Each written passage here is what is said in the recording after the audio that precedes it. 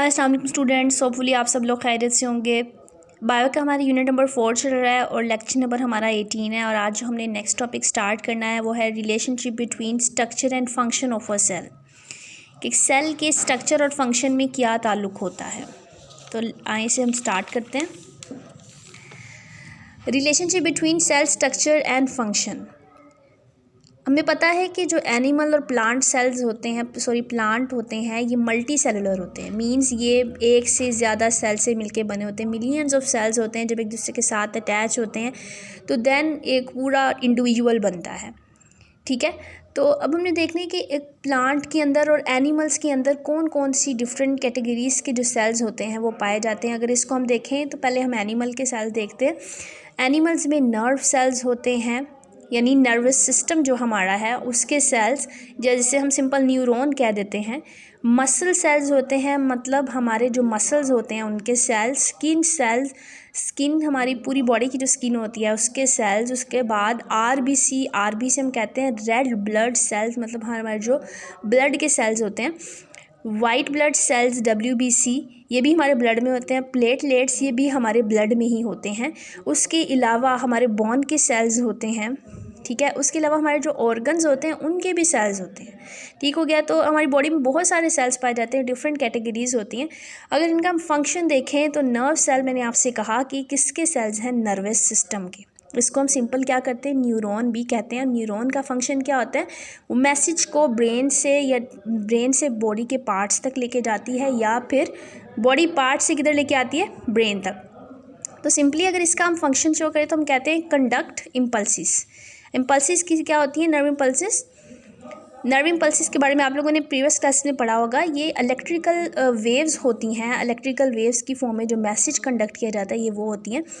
तो muscle cells जो होते हैं, मसल सेल्स का क्या फंक्शन होता है। मसल सेल्स क्योंकि हमारे मसल्स का हिस्सा होते हैं इसलिए ये हेल्प करते हैं हमें मूवमेंट देने में, हमें हरकत देने में हेल्प करते हैं। नेक्स्ट जाते हैं स्किन सेल्स। स्किन के सेल्स का बहुत फंक्शन होता है। ये फिज़िकल बैरियर के तौर पे एक्ट करते हैं। फिज़िकल बैरियर मींस हमें external injuries, external harsh condition जो होती हैं, एक्सटर्नल हार्ड इन्वायरमेंट होता है उससे बचाती हैं। फॉर एग्ज़ाम्पल आप कंसीडर करें, अगर हमारे ऊपर स्किन ना हो तो देन कैसे लगेंगे हम, हमारा मतलब हम बहुत सेंसिटिव हो जाएंगे। ऐसे ही ना, अगर हमारी कहीं से हमें ज़ख़म हुआ हो, हमारी स्किन उतरी हो, तो हम उसको बार बार सैनिटाइज़ करते हैं या उसको कवर अप करके रखते हैं ताकि कोई जर्म उसके अंदर एंटर ना हो जाए, उसको पानी ना लग जाए। तो स्किन जो होती है फिज़िकल बैरियर के तौर पे, रुकावट के तौर पे एक्ट करती है बाकी बाहर वाली चीज़ों के लिए। ठीक है, RBC जो होती है ये हमारे ब्लड में सेल्स होते हैं। ये ऑक्सीजन को ट्रांसपोर्ट करती है, ऑक्सीजन को कंडक्ट करती है हमारी पूरी बॉडी में। जब हम सांस लेते हैं तो सांस लेते हम ऑक्सीजन अंदर लेके जाते हैं। वो ऑक्सीजन जो होती है वो RBC के पास हीमोग्लोबिन होती है, एक और स्ट्रक्चर होता है, उसके साथ अटैच हो जाती है। और फिर RBC जो होता है हमारे ब्लड के थ्रू पूरी बॉडी में मूव करता है, तो जो ऑक्सीजन होती है वो भी ट्रांसपोर्ट हो जाती है। नेक्स्ट जाता है WBC। ये क्या होते हैं, white blood sales. White blood sales actually हमारे इम्यून सिस्टम का हिस्सा होते हैं। हमारे मदाफ़ती निज़ाम जो होता है ये उसका हिस्सा होता है। ये क्या करते हैं, ये हमें डिफेंड करती है, बचाती है। जो हमें इन्फेक्शंस हो जाते हैं बैक्टीरियल या वायरल, उनके ख़िलाफ़ लड़ती है, हमें सेव करती है। नेक्स्ट रहता है प्लेटलेट्स। प्लेटलेट्स भी हमारी बॉडी में होते हैं, और प्लेटलेट्स जो होते हैं ये खून को जमने में मदद देते हैं। अब खून को जमने में कब मदद देगा, जब हमें कोई ज़ख़म हो जाता है तो हमारा खून रुकता नहीं है, तो उसको रोकने में कौन हेल्प करता है, प्लेटलेट्स। ठीक है, ये मौजूद होते हैं तो हमारा खून वहाँ पर जम जाता है और फिर ब्लीडिंग होना रुक जाती है। अगर ये ना हो तो ब्लीडिंग होना भी नहीं रुकेगी। उसके बाद अगर हम प्लांट में देखें तो प्लांट्स में भी डिफरेंट कैटेगरीज़ के सेल्स होते हैं, क्योंकि इसमें भी बहुत सारे टिश्यूज़ होते हैं। कुछ कंपाउंड टिश्यूज़ होते हैं, परमानेंट टिश्यूज़ होते हैं। इस तरह से उसके लिहाज से इन टिश्यूज़ की बेस पे हम सेल्स भी डिवाइड करते हैं। यहाँ पर कुछ एग्जांपल्स हम देखेंगे, जैसे जाइलम सेल्स, इनके बारे में आपने नाम सुना होगा। उसके अलावा फ्लोएम सेल्स, उसके अलावा मीज़ोफिल सेल्स जो होते हैं। जाइलम जो सेल्स होते हैं ये पूरी स्टेम में, रूट्स में प्रेजेंट होते हैं। इसके अलावा फ्लोएम सेल भी प्रेजेंट होते हैं। इनका क्या फंक्शन होता है, जाइलम सेल जो होते हैं ये पानी को कंडक्ट करते हैं। ज़मीन से जो हम पानी प्लांट जो पानी एब्जॉर्ब करते हैं रूट्स के थ्रू, वो ट्रांसपोर्ट किया जाता है स्टेम के थ्रू पूरी, फिर लीव्स में, यानी पूरी बॉडी, जो प्लांट की बॉडी में पानी कंडक्ट किया जाता है वो कौन करता है, जाइलम सेल्स। इसी तरह जो फ्लोएम सेल्स होते हैं ये भी रूट्स में प्रेजेंट होते हैं, उसके अलावा स्टेम में प्रेजेंट होते हैं। तो ये फूड को कंडक्ट करते हैं। जाइलम वाटर को कंडक्ट करता है, ये फूड को कंडक्ट करता है। उसके अलावा जो मीज़ोफिल सेल्स होते हैं ये लीफ के सेल्स होते हैं। अगर आप लोगों को याद है तो क्लोरोप्लास्ट में हमने थोड़ी बहुत इसके बारे में बात की थी कि मीज़ोफिल सेल्स में प्रेजेंट होते हैं। सेल लीफ का अगर स्ट्रक्चर देखें तो उसमें हमें ऊपर एक लेयर नज़र आती है और उस लेयर के बाद हमें छोटे छोटे सेल्स नज़र आना स्टार्ट हो जाते हैं। तो उन सेल्स के अंदर क्लोरोप्लास्ट मौजूद होता है और क्लोरोप्लास्ट का हमें पता है कि ये फूड बनाने में हेल्प करते हैं, मतलब फोटोसिंथेसिस का जो प्रोसेस होता है वो उसके थ्रू होता है। तो यहाँ ये आप देखें डायग्राम, ये लीफ का स्ट्रक्चर है, ये इसकी अपर लेयर है, नीचे आपको ये वाले कौन से सेल्स नज़र आ रहे हैं, मीज़ोफिल सेल्स। ठीक है, ये हमने कुछ देखे थे कि कुछ जो सेल्स होते हैं प्लांट में किस तरह के होते हैं, एनिमल्स में किस तरह के होते हैं और उनके कौन कौन से फंक्शन होते हैं, वो किस किस तरह से सरअंजाम देते हैं। नेक्स्ट हमने देखना है कि डिफरेंस क्या होता है सेल की शेप, साइज़ और उसके फंक्शन वगैरह में। अगर डिफरेंट हम सेल की बात करें तो उनमें उनके स्ट्रक्चर में और उनके फंक्शन में क्या डिफरेंस होता है। तो सबसे पहले हम बात करते हैं आरबीसी की। आरबीसी जो होते हैं ये राउंडेड होते हैं, गोल पूरी तरह गोल नहीं होते, लेकिन इनकी शक्ल कुछ गोल ही होती है। इस तरह की मतलब कुछ होते हैं और कुछ पूरे के पूरे गोल भी होते हैं। ठीक है, और जो नर्व सेल्स होते हैं ये लॉन्ग होते हैं। बेटा अगर आप लोगों ने न्यूरॉन का आपको स्ट्रक्चर याद हो तो वो इस तरह के होते हैं, ये लंबे होते हैं। जाइलम सेल्स जो होते हैं ये ट्यूब लाइक होते हैं, ट्यूब्स की फॉर्म में होते हैं, क्योंकि हमने बात की है अभी कि ये रूट्स में होते हैं और स्टेम्स में होते हैं, तो इसलिए ये पूरी रूट में या स्टेम में जब भी होते हैं तो एक ट्यूब लाइक स्ट्रक्चर में मौजूद होते हैं, सीधे सीधे होते हैं। सही हो गया, ये इनकी शेप में डिफरेंस आ जाता है। उसके बाद अगर हम इसके फंक्शन में डिफरेंस करें तो फंक्शन की हमने पीछे भी बात की है। आरबीसी में क्या चीज़ होती है, हीमोग्लोबिन होती है, हीमोग्लोबिन। ठीक है, ये क्या करती है, ऑक्सीजन को कंडक्ट करती है। ऑक्सीजन इस हीमोग्लोबिन के साथ अटैच हो जाता है और फिर वो पूरी बॉडी में मूव करता है और ऑक्सीजन को सप्लाई करता है। जो नर्व सेल्स होते हैं ये क्या करते हैं, इम्पल्सिस को कंडक्ट करते हैं, मैसेज को कंडक्ट करते हैं ब्रेन स्पाइनल कॉर्ड से डिफरेंट पार्ट्स ऑफ बॉडी तक, या फिर बॉडी के डिफरेंट पार्ट्स से ब्रेन या स्पाइनल कॉर्ड तक। ठीक है, जाइलम सेल्स जो होते हैं इसका भी हमने फंक्शन अभी पढ़ा कि ये पौधों में किसको कंडक्ट करता है, ये वाटर को। क्लियर हो गया। उसके बाद आता है कि surface area to volume ratio के लिहाज से अगर हम सेल के फंक्शन वगैरह को देखें तो उसमें यहाँ पर आपको एग्जांपल दी हुई है रूट हेयर सेल्स की। रूट हेयर सेल्स की बेटा रूट्स जो होती हैं उसके साथ छोटे छोटे से हेयर लाइक स्ट्रक्चर्स प्रेजेंट होते हैं जिनको हम क्या कहते हैं, रूट हेयर्स। ठीक है, रूट का क्या फंक्शन होता है, ज़मीन से पानी को एब्जॉर्ब करना। तो रूट हेयर सेल्स का क्या फंक्शन होगा कि वो फंक्शन उसका भी सेम ही है, लेकिन ये कि उसकी वजह से उसका सरफेस एरिया इंक्रीज़ होता है। अब देखें ये सिंपल एक रूट निकल ली है, ये जितना पानी एब्जॉर्ब करेगी ठीक है, ज़्यादा करती है कम करती है। अगर इस पर छोटे छोटे और हेयर लाइक स्ट्रक्चर्स होंगे तो ये उसका एरिया बढ़ा नहीं दिया इन्होंने। इसकी वजह से मतलब अब जो वाटर के मालिक्यूल जो सिर्फ यहीं पर अटैच हो रहे थे अब वो यहाँ भी अटैच हो सकते हैं और ज़्यादा एब्जॉर्प्शन हो सकती है पानी की। ठीक है, सो जो रूट हेयर्स होते हैं वो लार्ज सरफेस एरिया पर कर देते हैं रूट्स का, जिसकी वजह से पानी की एब्जॉर्प्शन जो होती है एट अ टाइम ज़्यादा हो जाती है। उसके बाद जाते हैं प्रेजेंस और absence of organelles. Different cells में ऑर्गेनेलिज की जो एब्सेंस या प्रेजेंस जो होती है वो उनके फंक्शन पर डिपेंड करती है। जिस तरह का उनका फंक्शन होगा वैसे वैसे ऑर्गेनेलिज उनमें प्रेजेंट होंगे। जैसे आपको यहाँ पर सबसे पहले एग्जांपल दी जा रही है वो ऑर्गन्स जो सिक्रीशंस करते हैं। सिक्रीशंस मतलब अखराज करते हैं। अगर आप लोगों को याद है हमने ऑर्गेनेलिज पढ़े थे एंडोप्लाज्मिक रेटिकुलम और उसके अलावा गोल्जी ऑपरेटस, कि हमने कहा था कि वो जो होते हैं ना छोटी छोटी सिक्रीशंस रिलीज़ करते हैं। रफ एंडोप्लाज्मिक जो सिक्रीशन रिलीज़ करती है वो गोल्जी ऑपरेटस पे आती है। गोल्जी ऑपरेटस मॉडिफाई करके या तो सेल के किसी और पार्ट तक भेजता है या फिर सेल से बाहर भेजता है, तो वो एक्चुअली उनकी सिक्रीशंस ही होती हैं।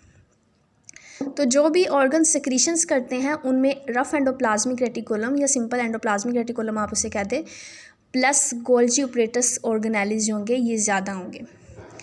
तो देखें अब कौन कौन से ऑर्गन सिक्रीशन करते हैं। सबसे मेजर कैटेगरी आती है ग्लैंड्स। ग्लैंड्स हम किसे कहते हैं, गदूद होती हैं हमारी बॉडी की जो स्पेसिफिक सिक्रीशन लिक्विड फॉर्म में रिलीज़ करते हैं, केमिकल मैसेंजर्स ही होते हैं जो हमारी बॉडी के फंक्शंस को मेंटेन करने में हेल्प करते हैं।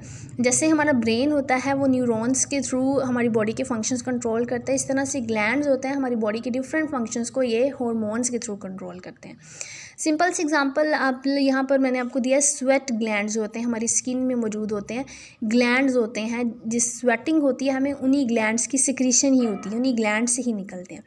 उसके अलावा इंसुलिन, अगर आप लोगों ने इसका नाम सुना हुआ, डायबिटीज़ के जो पेशेंट्स होते हैं वो इंसुलिन लेते हैं आर्टिफिशियली, तो insulin is also a hormone. किसका हार्मोन होता है? ये हमारी बॉडी में एक ग्लैंड होता है पेंक्रियास, जो स्टमक के करीब प्रेजेंट होता है, वो रिलीज़ करता है इंसुलिन, हमारी बॉडी के अंदर शुगर लेवल को नॉर्मल रखता है। ठीक है, तो मैंने आपको ये बता दिया कि ऐसे ऑर्गन्स में एंडोप्लाज्मिक रेटिकुलम और गोल्गी ऑपरेटस का नंबर ज़्यादा होता है। उसके बाद आता है क्लोरोप्लास्ट। क्लोरोप्लास्ट किस में होगा? क्लोरोप्लास्ट भी एक ऑर्गेनेली, तो ये भी किस में होगा? उनमें जो फोटोसिंथेसिस करते हैं, वो ऑर्गेनिज्म जो फोटोसिंथेसिस करते हैं, जैसे कि प्लांट, ठीक है, और कुछ काइंड्स की जो अल्जाई होती हैं वो भी फोटोसिंथेसिस करती हैं, तो उनमें क्लोरोप्लास्ट होते हैं, बाकी सब में नहीं होता। नेक्स्ट हमारा आ जाता है cell size and surface area. ऐसा करते हैं, पहले हम इसकी रीडिंग कर लेते हैं, देन हम आगे स्टार्ट करते हैं।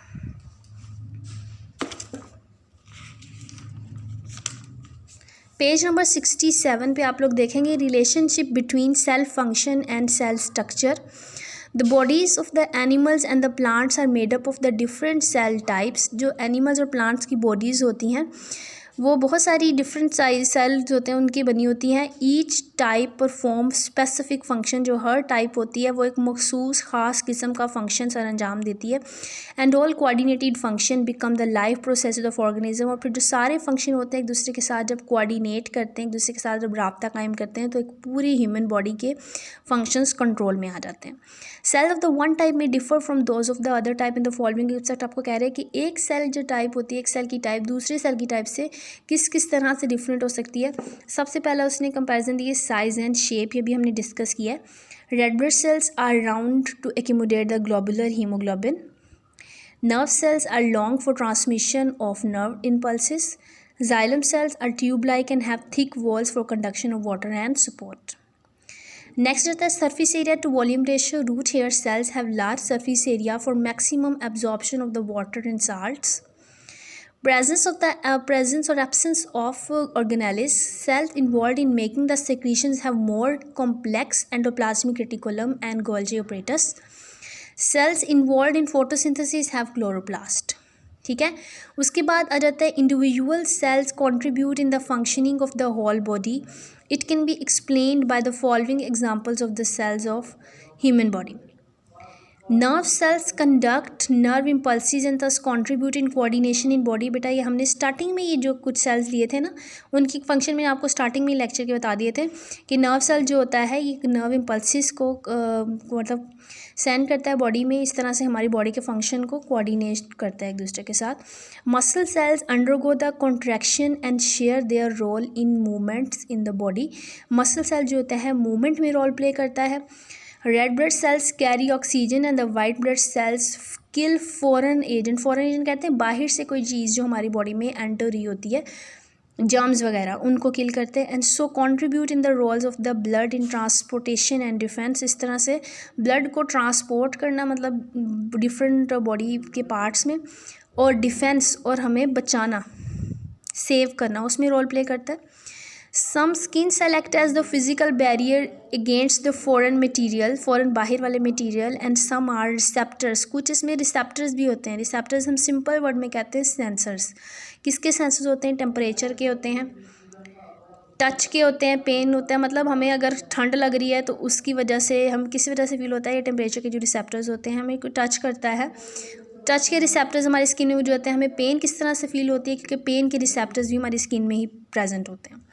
Cells of the bone deposit the calcium in the extracellular space to make the bone tough and thus contribute to the supporting the role of the bones. वो कह रहे जो बोन के सेल्स होते हैं वो क्या करते हैं? डिपॉजिट करते हैं, डालते हैं. किसको डालते हैं? कैल्शियम को. किधर डालते हैं? Extra cellular spaces, to make the bone tough. जो हमारी फूड होती है ना, उसमें से जो कैल्शियम होती है, जो एक्स्ट्रा अमाउंट में होती है, उसको डिपॉजिट कर दिया जाता है हमारी बोन में, ताकि हमारी बोन जो है वो स्ट्रॉन्ग हो सके, ठीक है। तो इसलिए सपोर्ट में रोल प्ले करती हैं।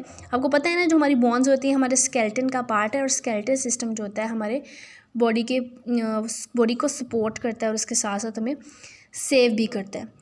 तो आज का लेक्चर बेटा आपका बस यहीं तक है। होपफुली आप लोगों को ये लेक्चर समझ में आ गया होगा। इसको आप लोगों ने अच्छी तरह से याद कर लेना है। आपको एक शॉर्ट क्वेश्चन इस तरह से पूछा जा सकता है कि सेल और शेप के लिहाज से सेल्स में क्या डिफरेंस होता है, तो आप ये बताएंगे, या फिर इस तरह से हेडिंग देके पूछा जा सकता है डिफरेंट। यहाँ पर आपको कोई भी दो सेल्स के नेम देकर आपसे उनके फंक्शन पूछे जा सकते हैं। तो आज का लेक्चर आप लोगों ने यहाँ तक प्रिपेयर करना है। होपफुली आप लोगों को समझ में आ गया होगा। ओके, अल्लाह हाफिज़।